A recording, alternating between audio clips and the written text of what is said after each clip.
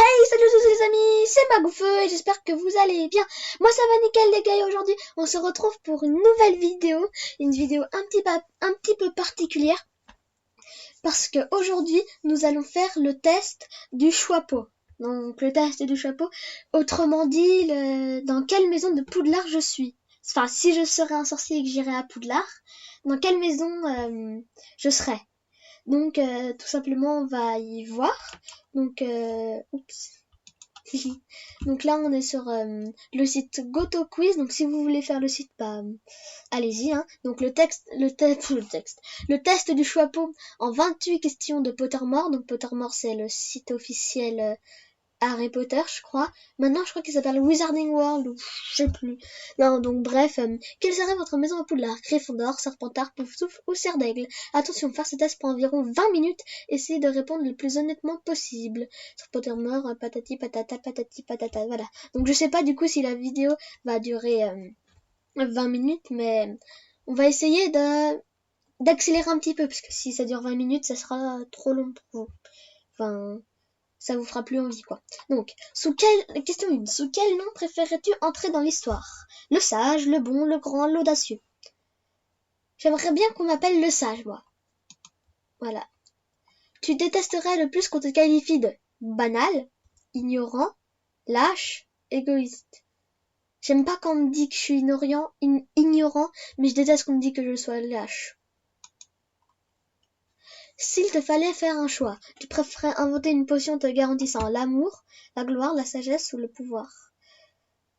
Franchement, la sagesse. Je sais pas pourquoi j'ai envie. 4. De quelle manière préférerais-tu que les gens se souviennent de toi après ta mort? En disant que tu leur manques, mais tout en gardant le sourire quand ils pensent à toi. En se racontant inlassablement les récits de tes aventures. En éprouvant de l'admiration quand ils pensent à tous tes exploits. Peu importe ce que les gens penseront de moi une fois que je serai morte, tout ce qui compte c'est qu'ils pensent de moi tant que je suis vivant. Enfin, attends, non, j'ai mal lu. Peu importe ce que les gens penseront de moi une fois que je serai mort ou morte, ce qui compte c'est ce qu'ils pensent de moi tant que je suis vivant. Bah, franchement, moi j'aimerais bien qu'ils se disent que je leur manque, mais qui gardent le sourire en pensant à moi. Une fois tous les 100 ans, la plante à pipaillon produit des fleurs qui changent de parfum pour plaire à l'imprudent qu'elle souhaite attirer. Si cette plante souhaitait appâter, quelle odeur devrait-elle dégager? L'odeur d'un feu de bois crépitant, l'odeur de la mer, l'odeur d'un parchemin neuf, l'odeur de ta maison. J'aime bien l'odeur de la mer, donc on va mettre ça. 6. Il y a 4 boîtes devant toi, laquelle essayes-tu d'ouvrir? La petite boîte en écaille de tortue dorée à l'or fin qui semble contenir une minuscule créature qui couine. La boîte d'un noir brillant dotée d'une serrure et d'une clé en argent qui porte une mystérieuse inscription en runes que tu identifies, oh là là, j'ai du mal à parler aujourd'hui, immédiatement comme étant la signature de Merlin. Le coffret en or sculpté, posé sur 2 pieds pourvus de griffes, dont l'inscription te prévient qu'il renferme des connaissances secrètes et une tentation irrésistible. La petite boîte en étain, simple et sans prétention, sur laquelle on peut lire une inscription rayée qui dit « Je ne m'ouvre pour celui ou celle qui je ne m'ouvre que pour celui ou celle qui le mérite. » J'aime bien la première avec la petite créature. Parce que si c'est une petite créature, peut-être que je pourrais l'adopter, l'élever et tout ça. Quel instrument de musique aimes-tu le plus entendre? Le violon, la trompette, le piano, le tambour. J'aime bien entendre du piano. Je sais pas pourquoi. Ensuite, 4 coupes reliées d'un liquide j'arrive pas à lire aujourd'hui. 4 coupes remplies d'un liquide mystérieux sont placées devant toi. Laquelle choisis-tu de boire? Celle qui contient un liquide argenté et mousseux qui scintille comme s'il renfermait de la poudre de diamant. Celle qui contient une boisson violette, onctueuse et épaisse qui dégage un délicieux parfum de chocolat et de prune. Celle qui contient un liquide doré et brillant qui fait mal aux yeux et fait avoir des taches lumineuses partout. Celle qui contient un étrange liquide noir qui brille comme l'encre et dégage de vapeur provoquant d'étranges hallucinations. Bah, on va dire, je sais pas, entre le premier ou la deuxième. Allez, la première. Parce que de la poudre de diamant, c'est c'est pas rien. 9. Tu entres dans un jardin enchanté rempli de choses mystérieuses. Laquelle serais-tu le plus curieux d'examiner en premier? L'arbre à feuilles argentées chargé de pommes d'or. L'énorme champignon rouge qui semble discuter ensemble. Ah, les énormes, pardon. Le bassin bouillonnant au fond duquel on aperçoit quelque chose de lumineux qui tourbillonne inlassablement. La statue d'un vieux sorcier à l'œil étrangement pétillant. Bah, j'hésite entre les deux derniers. Enfin, la statue, parce que moi j'adore l'histoire, donc d'un vieux sorcier et tout. Ou alors le bassin.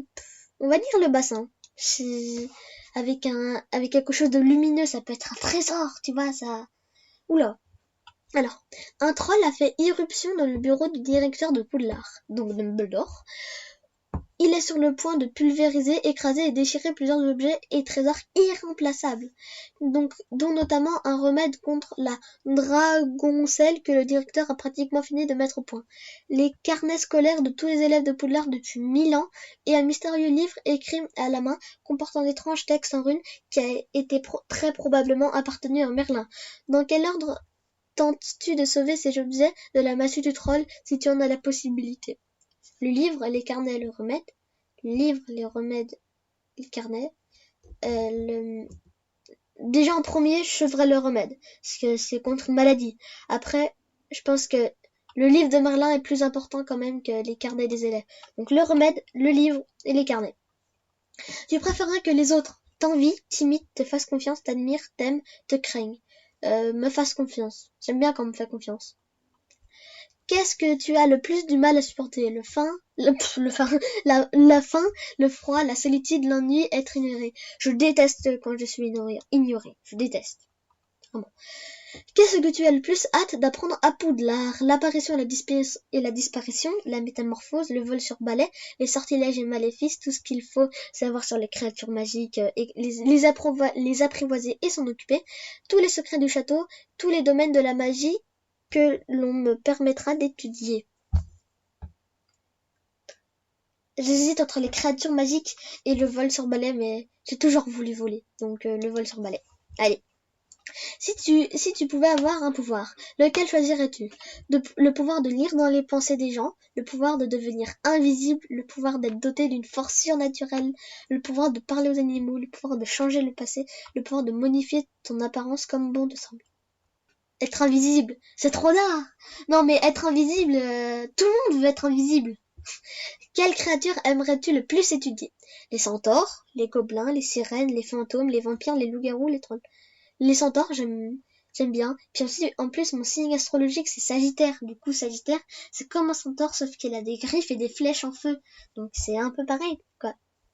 Un élève de ta maison va tricher pendant les examens de Poudlard en se servant d'une plume ensorcelée. Grâce à son stratagème, il se retrouve en premier de la classe au sortilège et tu n'es que deuxième. Le professeur Flitwick soupçonne quelque chose de louche. Il te prend à la part à la fin du cours pour te demander si ton camarade a utilisé une ou non une plume interdite. Que fais-tu? Tu mens au professeur en lui disant que tu ignores la vérité, mais en espérant secrètement que quelqu'un d'autre lui dira la vérité.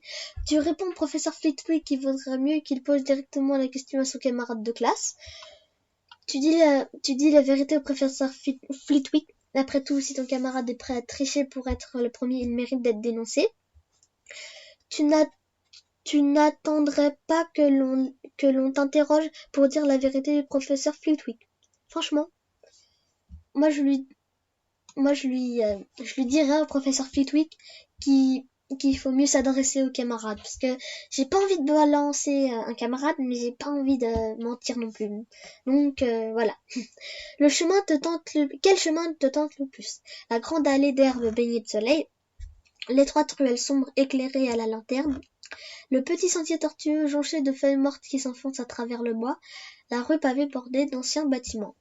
Je vais choisir le petit sentier tortueux jonché de feuilles mortes qui s'enfoncent à travers le bois. 18. Donc après celle-là, il y aura encore 10 questions. Ouais, j'ai mal à la gorge à force de parler. Un moldu t'aborde en pleine rue en te lançant qu'il est persuadé que tu es un sorcier ou une sorcière. Que fais-tu? Tu lui demandes pourquoi elle pense une chose pareille? Tu en conviens et tu lui demandes s'il veut que tu lui jettes gratuitement un petit maléfice pour en être sûr.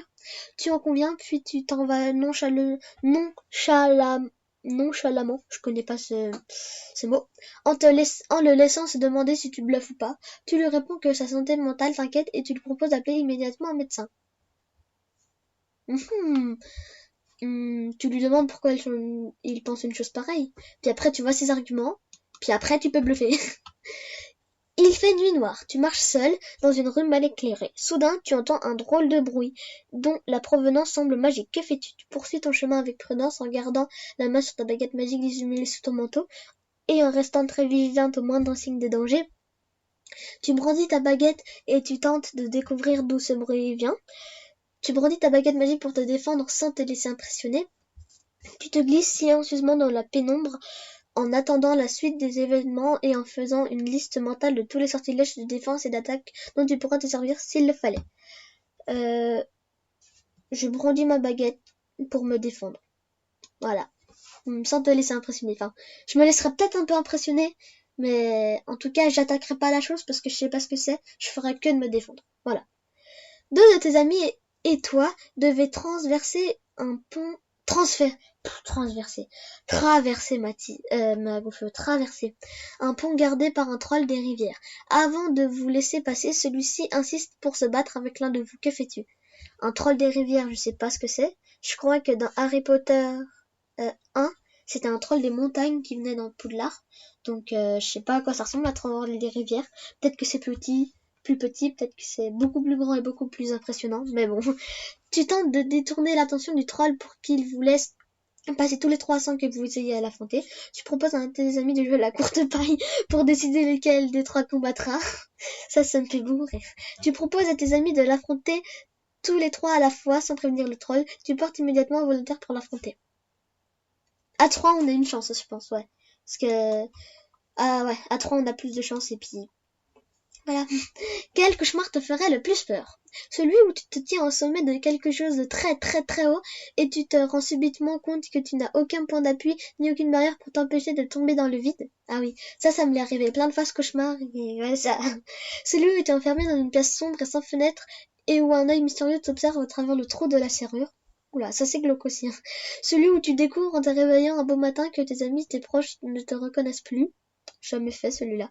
Celui où tu parles avec une voix tellement ridicule que personne ne te comprend et tout le monde se moque de toi. Non, franchement, celui où je suis sur quelque chose de très très haut. Alors, lune ou étoile? Étoile. Forêt ou rivière? Forêt. Aube ou crépuscule? Crépuscule. Noir ou blanc? Je sais pas, on va dire blanc. Ah non, ça peut marcher. Voilà. Gauche ou droite? Gauche, je suis gaucher. Pile ou face? Pile. Si tu étais accepté à Poudlard. Ah, c'est la dernière question. Si tu étais accepté à Poudlard, quel animal de compagnie choisirais-tu de prendre avec toi?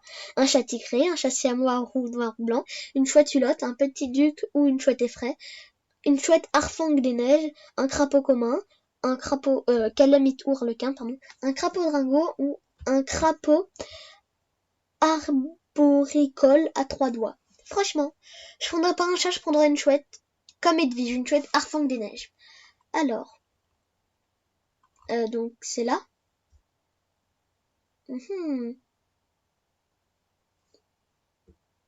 Bah ouais, on va voir si c'est là, je pense. Hein. Et oh, je suis cerf d'aigle à 76%. Oh, et je suis Gryffondor à 74%. Eh, c'était serré. Je suis pouf souffle à 70%. Et je suis serpentard à 50%. Eh, c'était serré, les amis. Hein. Ah, bah, du coup, je suis un petit peu déçue d'être cerf d'aigle. Ah bon, on va lire déjà la description de Serre d'Aigle. Vous faites partie de Serre d'Aigle. Cette maison valorise l'intelligence, la sagesse, la créativité, l'originalité et la curiosité. Comme Luna Lovegood, Filius Fitwick ou Cho-Chang. Cho-Chang, ou je sais pas si j'ai bien prononcé Cho-Chang, je sais pas. Portez avec toute votre sagesse et les couleurs de votre nouvelle maison, le bleu et le bronze. Ok, bah, je suis cerf d'aigle. Bon, personnellement, j'espérais être Gryffondor, hein, parce que mon patronus, c'est le même qu'Harry Potter, un cerf. Mais du coup, en fait, on va dire que je suis à moitié Serdaigle, à moitié. Je suis plus Serdaigle que Gryffondor, mais je suis pas mal Gryffondor aussi, parce que 74, c'est pas mal aussi, hein. Bon, bah, les amis, j'espère que cette vidéo vous aura plu. Si c'est le cas, n'hésitez pas à lâcher un gros pouce bleu. Et si vous voulez faire le test pour savoir dans quelle maison êtes-vous, et bah, allez faire le test sur GoToQuiz. Et donc, j'espère que cette vidéo vous aura plu. Et moi, je vous dis à une prochaine. Tchuss!